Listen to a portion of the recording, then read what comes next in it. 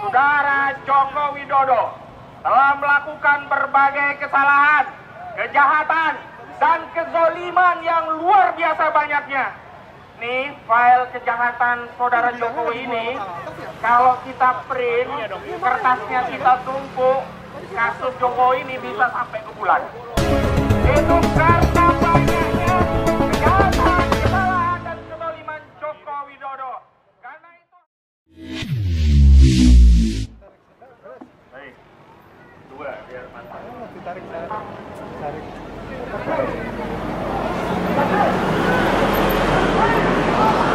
Assalamualaikum warahmatullahi wabarakatuh.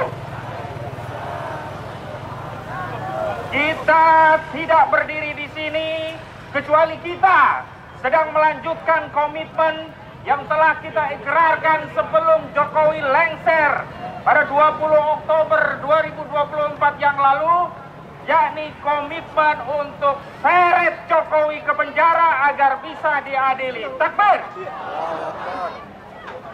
Namun dalam perjalanannya, masalah kita bukan hanya Jokowi. Jelang pelantikan Gibran Raka Buming Raka, ternyata kita memiliki pemimpin yang kualitasnya dari 282 juta penduduk ini, kita dipaksa menerima pemimpin bernama Bubu Baba. Karena itu hari ini kita melanjutkan komitmen untuk menegakkan keadilan dan melawan kezaliman. Takbir! Sebagai umat Islam, tidak ada terminologi lain dalam kerangka menegakkan Islam kecuali menegakkan Islam itu sendiri bagian dari keadilan.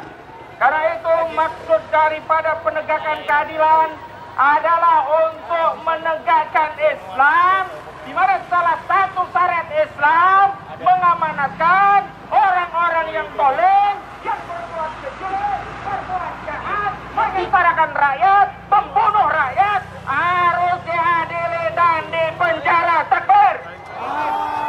Saudara Joko Widodo telah melakukan berbagai kesalahan, kejahatan, dan kezoliman yang luar biasa banyaknya.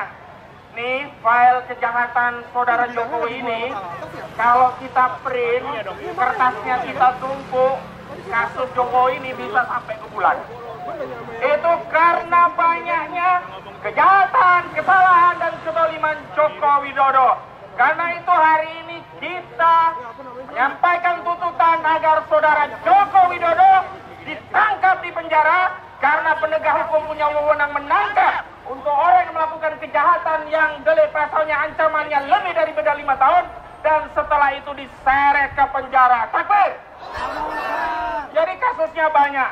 KM 50 di era Jokowi kezaliman terjadi, Kanjuruhan terjadi di era Jokowi, ijazah palsu terjadi pada Joko Widodo.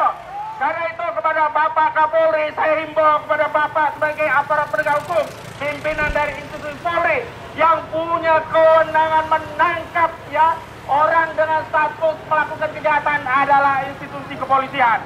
Kami rakyat biasa, kami tidak bisa berbuat apa-apa. Kami hanya bersuara menyampaikan hak konstitusi sebagaimana diatur pada pasal 28 Undang-Undang Dasar 1945 agar Anda yang digaji dari uang rakyat, Anda yang diberi fasilitas dari uang rakyat, menegak hukum, menegakkan hukum, dan segera menangkap saudara Joko Widodo, ditahan di penjara, lalu seret ke pengadilan. Takbir! Yang kedua, kita prihatin. Di tengah rasa syukur kita, ternyata Jokowi akhirnya lengser 20 Oktober yang lalu. Kenapa kita sebut lengser? Karena sebelumnya dia minta 3 periode, minta tunda pemilu agar kekuasaannya bisa terus bertahta di istana. Akhirnya karena kita menuntut, bersuara, dan menolak narasi 3 periode ataupun tunda pemilu, lengser juga itu Joko Widodo. Tapi kebahagiaan itu ternyata hanya sebentar. Karena akhirnya kita terpaksa menerima kenyataan punya wakil presiden dengan kasus Bubu Baba. Badan Cyber dan Sandi Nasional menurut keterangan bocor Alus Tempo telah memberikan keterangan bahwa yang dimaksud Bubu Baba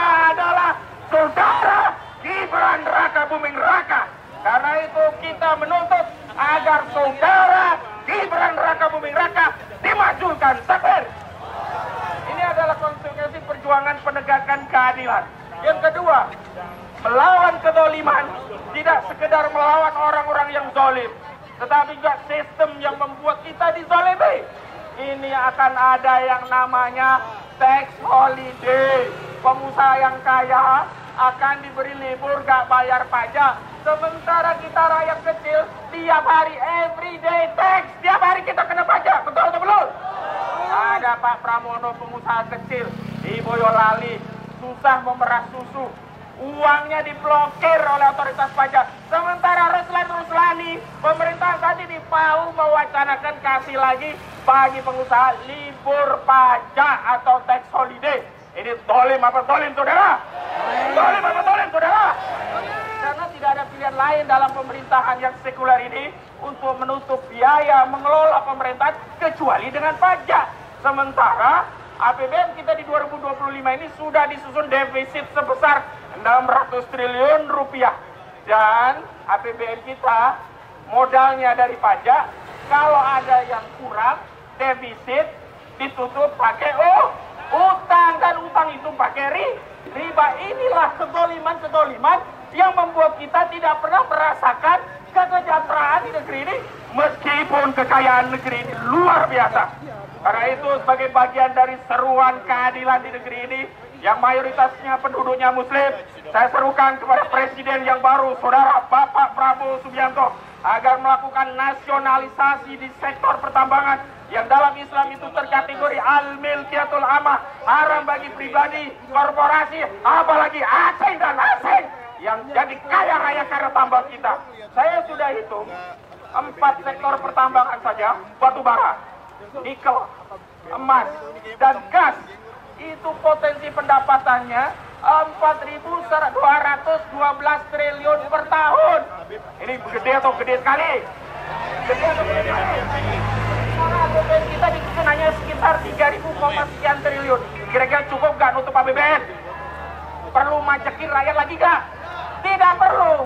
Tapi karena kezaliman sistem yang tidak menerapkan syariat Islam inilah kekayaan yang Allah karuniakan untuk negeri ini yang gak pernah ditanam oleh Luhut bin Sarpanjaitan. Saya mau tanya, Luhut bin Sarpanjaitan itu memanen batu bara, dia nanam batu bara gak?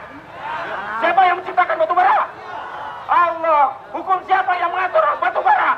Hukum Allah. Dan hukum Allah telah menyatakan batu bara, minyak, gas, dan harta yang termasuk al-milkiyatul amah, sebagaimana sabda baginda Nabi Muhammad sallallahu alaihi wasallam, al-muslimuna suraka'u bi salati bil ma wal kala wan nar.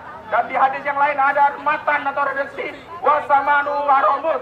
Para ulama mengistimbat dalil bahwa harta-harta yang sumber energi air, api, yang menguasai hajat hidup orang banyak, sebagaimana hadis yang diriwayatkan Abiyad bin Hamam, yang ketika itu beliau meminta tambang garam al-milha kepada Rasulullah.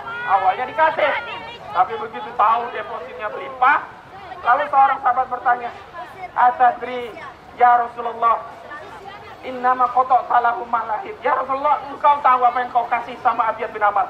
Sesungguhnya engkau memberikan tambang garam seperti air yang mengalir yang depositnya melimpah. Karena itu, menurut aturan Allah yang menciptakan batu bara, yang menciptakan minyak, yang menciptakan gas, yang menciptakan emas, pengelolaan sumber daya ini harusnya oleh negara selaku wakil rakyat dan manfaatnya dikembalikan kepada seluruh rakyat selaku pemiliknya. Karena itu harusnya Bapak Prabowo dalam kinerja 100 ini melakukan nasionalisasi, mengambil alih seluruh tambang dari individu, swasta, korporasi, dan asing untuk membiayai APBN dan memenuhi hajat rakyat yang menjadi kewajiban negara. Takbir.